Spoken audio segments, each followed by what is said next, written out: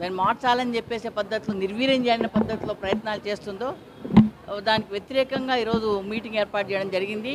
ముఖ్యంగా వక్ఫ్ చట్టం అనేది మామూలుగా ప్రైవేట్ ఆస్తులు ఎవరైతే ముస్లిమ్స్ ఉన్నారో వాళ్ళు దేవునికి అంకితం చేసే పద్ధతిలో మదరసాలు కానీ ఆసుపత్రులు కానీ అట్లాగే విద్యాసంస్థలకు ఆ రకంగా ఇచ్చే పరిస్థితి ఉంది.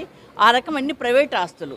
అంతకుముందు గతంలో కూడా మనం చూస్తూ ఉన్నాము, రకరకాలుగా ఈరోజు దర్గాలు కానీ మసీదులు కానీ అట్లాంటివన్నీ కూడా వక్ఫ్ ఆస్తులు అంటే ఇది ఆ రకంగా దాని మీద వక్ఫ్ బోర్డు అనేది చేస్తుంది. అంతేగాని ఈరోజు ఆ వక్ఫ్ బోర్డును దాన్ని సంబంధించి ప్రైవేట్ వాళ్ళు ఎవరైతే ఉన్నారో హిందువులను ఏ చట్టం ఏదైనా ఏ బోర్డు అయినా కానీ ఈవెన్ హిందూ బోర్డు ఉంటుంది, హిందువులే ఉంటారు తప్ప ముస్లిమ్స్ క్రిస్టియన్స్ ఏమి ఉండరు.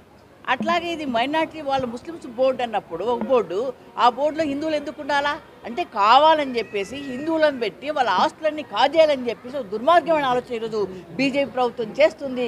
అందుకని ఆ చట్టాన్ని చేసింది, దాన్ని మేము పూర్తిగా వ్యతిరేకిస్తున్నాము. వాటికి ఏమి నోటిఫికేషన్ ఉండాలా? నోటిఫికేషన్ ఉంటుంది, ప్రైవేట్ వాళ్ళు ఇచ్చిన వాటికి కొన్ని ఉన్నాయి, ఇప్పుడు పెద్ద పెద్ద ఉన్నాయి. అవన్నీ కూడా ఎవరు ఇచ్చారు? గతంలో ఆల్రెడీగా మసీదులుగా అట్లా చలామణి అవుతున్న పరిస్థితి ఉంది. ఈరోజు అవి ఎట్లా అవుతాయి? దానికి ఏముంది? అంతకుముందు ఏమున్నాయి? మనకు సంబంధించి రిజిస్ట్రేషన్ ఏమైనా ఉందా? రిజిస్ట్రేషన్లు ఏమి ఉండవు. ఎప్పుడైతే అవి వక్ఫ్ బోర్డుకు వచ్చినాయో అవన్నీ కూడా వాళ్ళు ఆడుకుంటూ ఉన్నారు.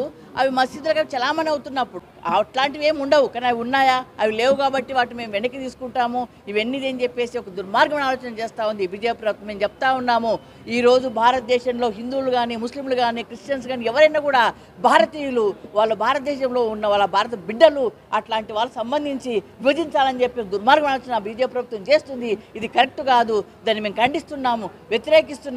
ఇది రద్దయ్యేంత వరకు కూడా దీని విషయంలో మేము పోరాడతామని చెప్పేసి మనం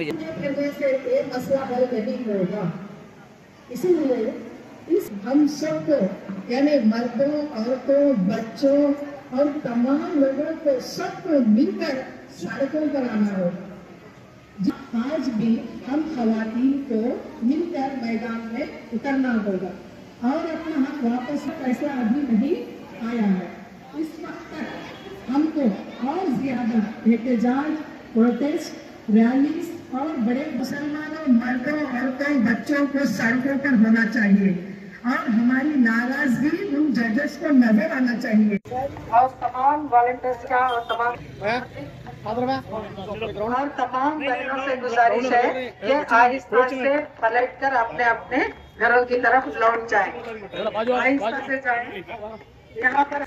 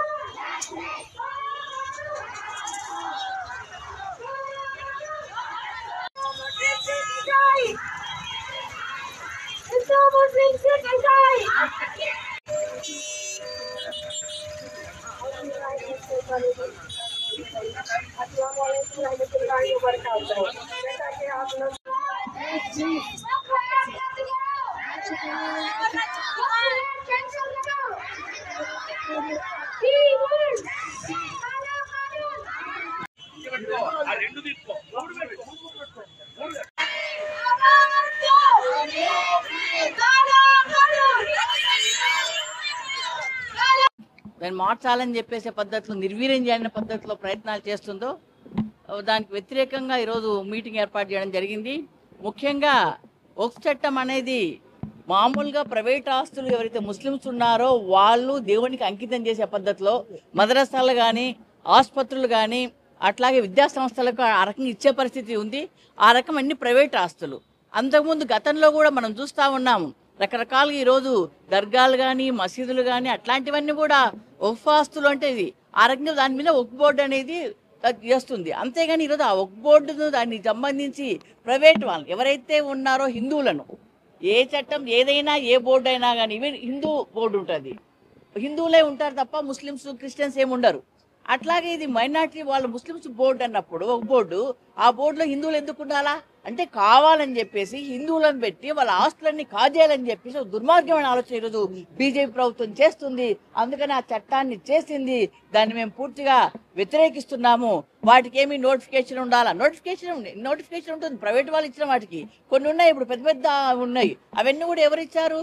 గతంలో అవి ఆల్రెడీగా మసీదులుగా అట్లా చలామణి అవుతున్న పరిస్థితి ఉంది. ఈరోజు అవి ఎట్లా అవుతాయి? దానికి ఏముంది? అంతకుముందు ఏమున్నాయి? మనకు సంబంధించి రిజిస్ట్రేషన్ ఏమైనా ఉందా? రిజిస్ట్రేషన్లు ఏమి ఉండవు. ఎప్పుడైతే అవి వక్ఫ్ బోర్డుకు వచ్చినాయో అవన్నీ కూడా వాళ్ళు ఆడుకుంటూ ఉన్నారు.